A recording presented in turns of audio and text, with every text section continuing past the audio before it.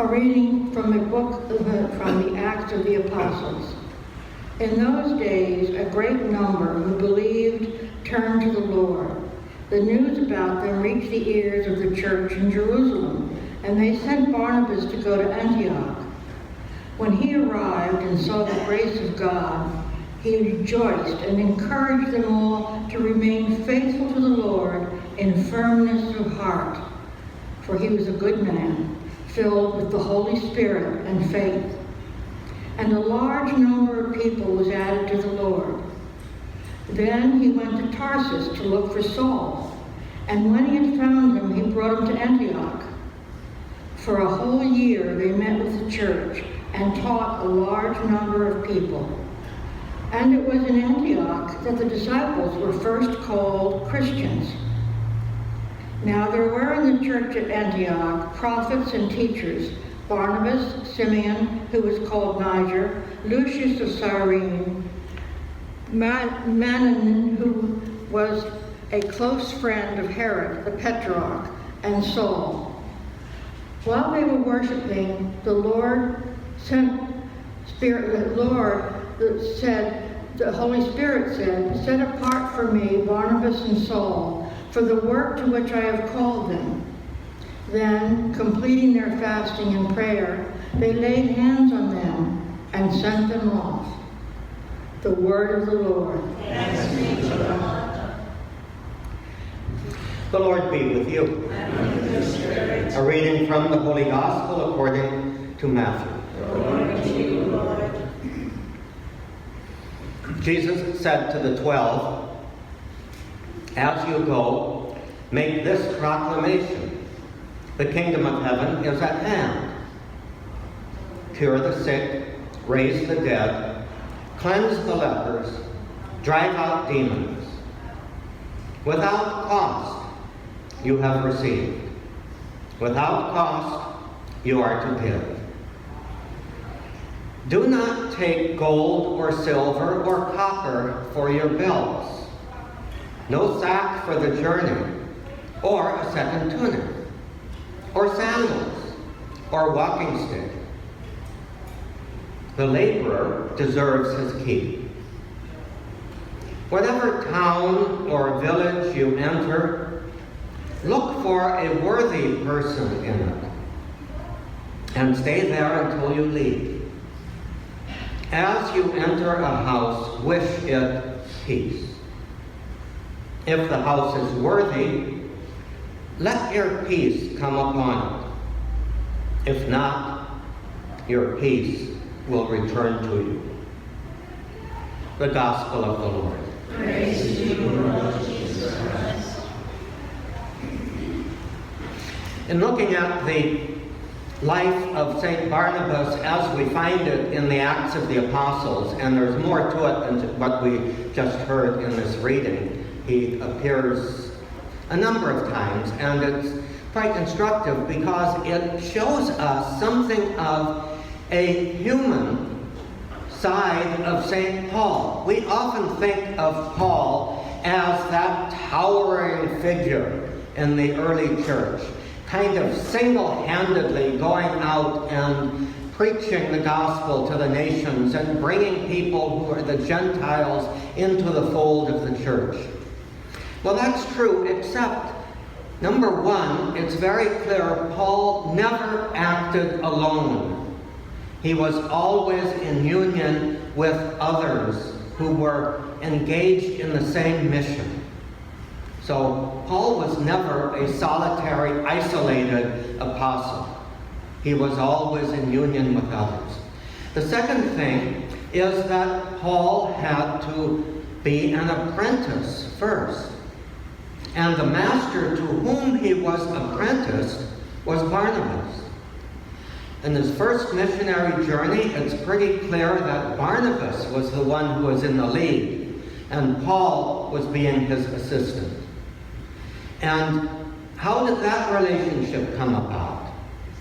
Well, it seems, I think it's not too far-fetched to see Barnabas as probably one of those who heard heard the apostles preaching on Pentecost, being one of those 5,000, the Acts tells us, 5,000 who accepted the way of Jesus Christ that day, Pentecost, and were baptized. You may remember the Acts of the Apostles reading from last Sunday, which was Pentecost.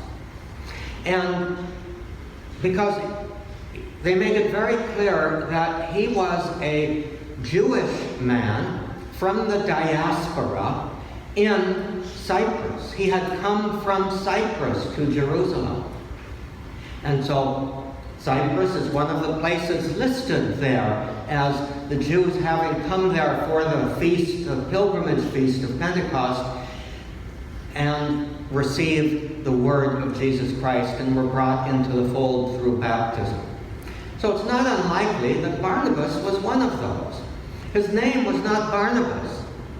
His name was Joseph.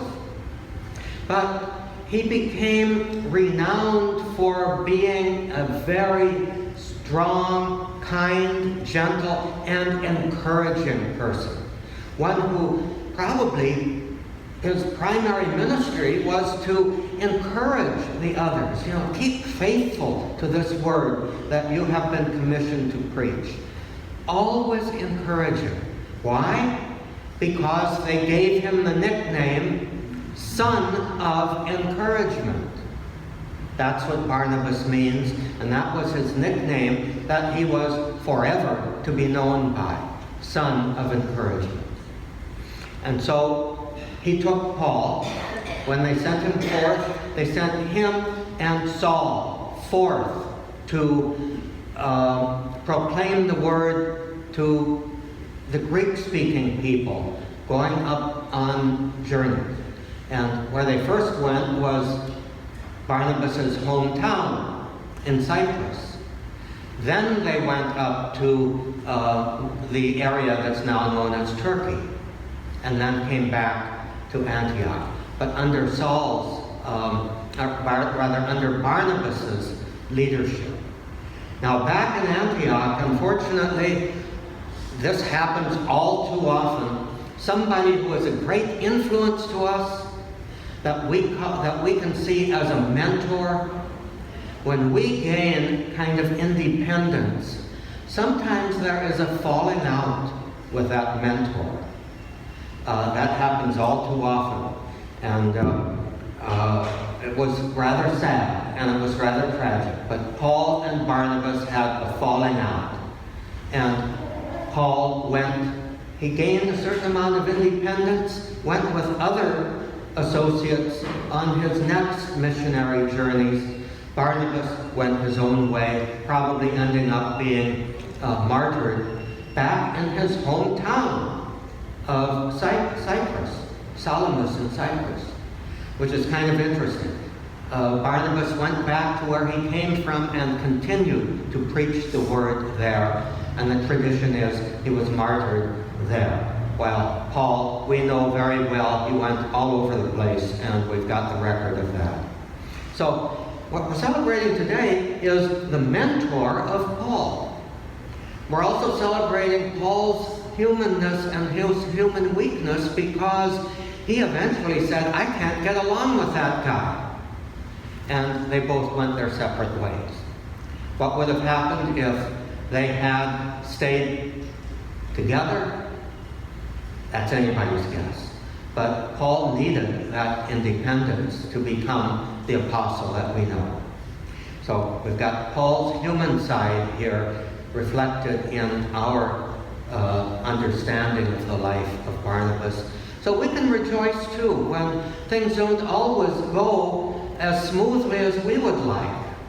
And we sometimes have a falling out even with the people that we most admired and perhaps were most influential for us.